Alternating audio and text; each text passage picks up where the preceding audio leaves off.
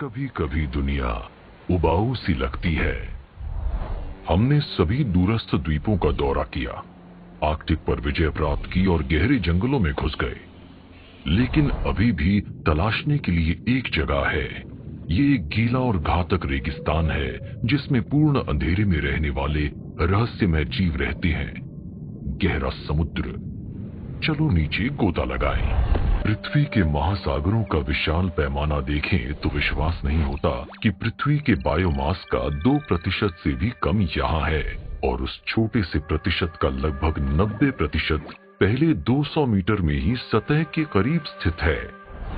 यहीं से हम अपनी यात्रा शुरू करते हैं। यहाँ प्रकाश पानी में प्रवेश कर सकता है जो प्रकाश संश्लेषण करता है। फाइटोप्लैंक्टन, खरबों एकल कोशिका वाले शैवाल और बैक्टीरिया महासागरों के पारिस्थितिकी यंत्र की नींव हैं। उनको बड़े प्लैंक्टन खाते हैं जिनको अन्य प्रजातियां खा जाती हैं। इस गहराई पर समुद्र तल अमेज़न वर्षावन जैसा है और अक्सर कोरल रीफ, शैवाल और ऐसे अन्य समुद्री पौधों से ढका होता है जो समुद्री जानवरों के घर होते हैं। अब तक हमने अपना अधिकांश ध्यान इस सुखद वातावरण पर दिया है जहां हम मछली पकड़ते हैं, तैरते हैं, प्रदूषित करते हैं और विज्ञान करते हैं। तो आइए गहरा गोता लगाएं। तटीय जल से गहरे दूरस्थ जल में जाते हुए हम अंततः महाद्वीपीय शेल्फ के किनारे पहुंचते हैं, जहां हमारा सामना महाद्वीपीय ढलान से होता है जो गहरे समुद्र में नीचे की ओर जाती है। पानी के हर मीटर के साथ प्रकाश तेजी से फीका पड़ जाता है, मतलब यहाँ पौधे नहीं हैं, और लगता है कि खड़ी महाद्वीपीय ढलान हमें चंद्रमा की सतह की याद दिलाती है। बाहर देखने पर हमारा सामना अंतहीन खुले पानी से होता है। आइए ढलान को पीछे छोड़ ट्वाइलाइट जोन में प्रवेश करें जो गहरे समुद्र का द्वार है, और नीचे जाने पर पानी का दबाव घातक स्तर तक बढ़ता जाता है। इसमें अब तक का सबसे गहरा स्कूबा डाइव 332 मीटर का हुआ था। उस गहराई पर आपके ऊपर दबाव 200 कारों के ढेर होने जैसा है। अभी हमने अपनी यात्रा का केवल 3% ही पूरा किया है। हालांकि ये क्षेत्र गंभीर लगता है। कई मछलियां और जानवर कम से कम आधा जीवन यही बिताते हैं। दिन के समय ये अंधेरे पानी में शिकारियों से छिपकर आराम करने और ठीक होने की अच्छी जगह है। रात में वे खाने के लिए अधिक सुरक्षित रूप से उथले क्षेत्रों में जा सकते हैं। इस बदलाव जोन में ट्वाइलाइट और अंधेरे के बीच प्रकाश एक शक्तिशाली उपकरण है। गहरे पानी की 90% से अधिक प्रजातियां प्रकाश बनाने के लिए बायोल्यूमिनेसेंस रसायनों का उपयोग करती हैं। वे अति कम धूप में छिपने, भावी साथियों को संकेत भेजने या हमलावरों को भ्रमित करने व डराने के लिए ऐसा करते हैं, या शिकार के लिए प्रकाश का उपयोग करते हैं। अंधेरे में जीवित रहने का एक अन्य उपकरण टीम वर्क है। लगभग 700 मीटर पर हमारा सामना साइफोनोफोर्स के समूह से होता है। इनकी लंबाई 50 मीटर तक हो सकती है और ये झाड़ू जितनी चौड़ी होती हैं। शिकार को आकर्षित करने के लिए एक कॉलोनी अति सुंदर चमकदार नीली या लाल बत्ती बनाती है और जहरीली सुइयों से भरे तंबू का पर्दा लगा देती है। जो बहुत करीब आते हैं उन्हें मार डालती है। पर यहाँ की अधिकांश प्रजातियां एक असंभावित संसाधन पर निर्भर रहती हैं, समुद्री बर्फ। सफेद परतदार पदार्थ जो लगातार समुद्र के तल तक डूबते रहते हैं। इसमें मृत पौधे या पशुओं के भाग होते हैं, या मल, खोल, रेत या धूल। भले ही ये बहुत स्वादिष्ट न लगे, लेकिन इस महत्वपूर्ण संसाधन के बिना गहरे समुद्र में जीवन भूखा रहेगा। इस क्षेत्र में 2 संभावित दुश्मनों के बीच सबसे आकर्षक लड़ाई हो सकती है। स्पर्म व्हेल एक घर के आकार के विशाल स्क्विड का शिकार और हमला करती है। स्क्विड वापस लड़ते हैं। उनका जीतना असंभव है, पर वे हथियारों की त्वचा पर स्थायी निशान छोड़ देते हैं। 1000 मीटर पर ये मानव निर्मित सबसे बड़े ढांचे से गहरा है। हमें सावधान रहना होगा। ये मिडनाइट जोन है, घोर अंधकार का स्थान है। एक बमुश्किल खोजी गई गीली बंजर जगह जिसमें अंतहीन काले खुले पानी के अलावा कुछ नहीं है।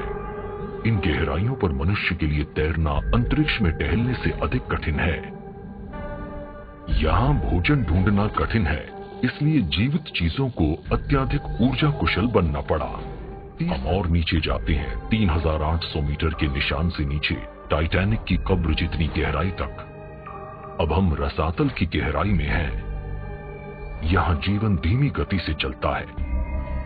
जीवित रहने के लिए हर अंतिम ऊर्जा को संरक्षित करना महत्वपूर्ण होता है। यहाँ सब कुछ गतिहीन हो जाता है या धीमी गति से सुरुचिपूर्ण ढंग से तैरता है। इस क्षेत्र में रहने वाले जानवर केवल तभी तेजी से आगे बढ़ते हैं जब उन्हें खतरे से बचना होता है। डम्बो ऑक्टोपॉड कानों जैसे पंखों के साथ पैडल करते हुए या ग्रेनेडियर्स मछली अपनी धीमी ईल जैसी पूंछ के साथ। अंत में 4000 मीटर पर हम तल पर पहुंचते हैं। अगाध मैदान ये धूसर मिट्टी और समुद्री बर्फ के अवशेषों वाली चट्टानों से ढका है, जिसका सेवन ये जानवर करते हैं। समुद्री खीरे, झींगा, समुद्री अर्चिन और समुद्री कीड़े। समुद्र तल के कुछ क्षेत्रों में छोटे खनिज डिपॉजिट देखे जा सकते हैं। ये मैंगनीज नोड्यूल हैं। गहरे समुद्र के कोरल और स्पंज इनका उपयोग समुद्र तल पर लंगर डालने के लिए करते हैं। हालांकि गहरे समुद्र तल पर जीवन विरल है, पर यहाँ पर भी ओएसिस हैं।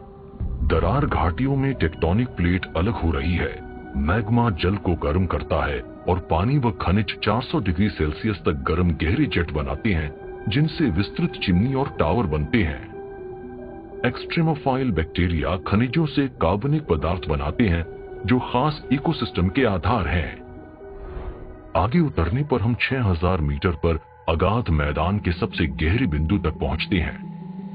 अधिकांश समुद्र तल इतने ही गहरे हैं, पर अगर हम महासागरों के सबसे गहरे बिंदु तक जाना चाहते हैं तो हम केवल आधे रास्ते में हैं। चलो हेडल क्षेत्र में चलें, समुद्र का अंडरवर्ल्ड। इसमें लंबी संकरी खाइयां हैं जो केवल महासागरों का लगभग 0.25% हैं और पृथ्वी पर सबसे चरम वातावरण में से हैं। यहाँ केवल एक्सट्रीमोफाइल मौजूद हैं, ईथर स्नेलफिश की तरह, जो लगभग 8000 मीटर की गहराई पर पाई जाने वाली सबसे गहरी जीवित मछली का रिकॉर्ड रखती है। यहाँ नुकीली और तीखी काली चट्टानें हैं जब 10,000 से अधिक नीचे जाते हैं। अब हम अंतिम ढलान पर पहुंचते हैं। बड़ी मारियाना खाई के अंदर एक खाई जिसमें हल्की ढलान वाले किनारे हैं, जो लगभग 1.6 किलोमीटर चौड़ी घाटी को घेरते हैं। बस यही है सबसे गहरा बिंदु, द चैलेंजर डीप, सतह से 11,000 मीटर नीचे।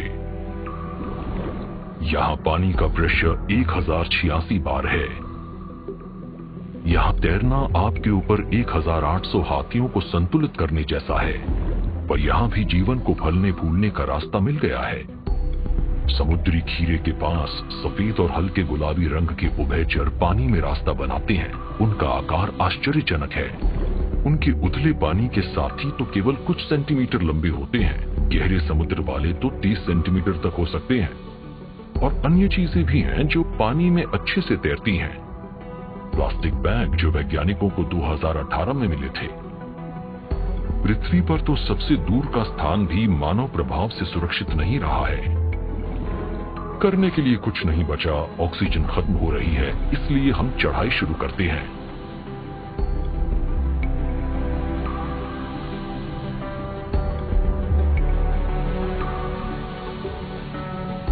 अंधेरी शून्यता के बीच से कई घंटों की यात्रा के बाद हम अंत में प्रकाश की एक झलक देखते हैं। हम एक शांत सतह पर वापस आते हैं। महासागर बहुत गहरे हैं, उनमें बहुत कुछ है। हम इसे अपने और अपने वंशजों के लिए जितना संभव हो सके उन्हें सुरक्षित करने के लिए ऋणी हैं। अभी भी बहुत सी चमत्कारी चीजें खोजी जानी बाकी हैं। हमें आपकी मदद चाहिए। वीडियो का अनुवाद करने, चैनल चलाने में हमें बहुत समय, प्रयास व धन लगता है और आप खबर फैलाकर हमारी मदद कर सकते हैं। इस चैनल व वीडियो को शेयर करें और अपने दोस्तों व परिवारजनों को बताएं। उन्हें बताएं ये उपलब्ध है और बहुत कुछ आना शेष है, ताकि हम इसे जारी रख सकें। हमारा लक्ष्य अधिक से अधिक लोगों तक पहुंचना और विज्ञान, ब्रह्मांड एवं मानव अस्तित्व के प्रति हमारे विचारों व प्रेम को हिंदी जगत में लाना है। देखने के लिए आपका धन्यवाद।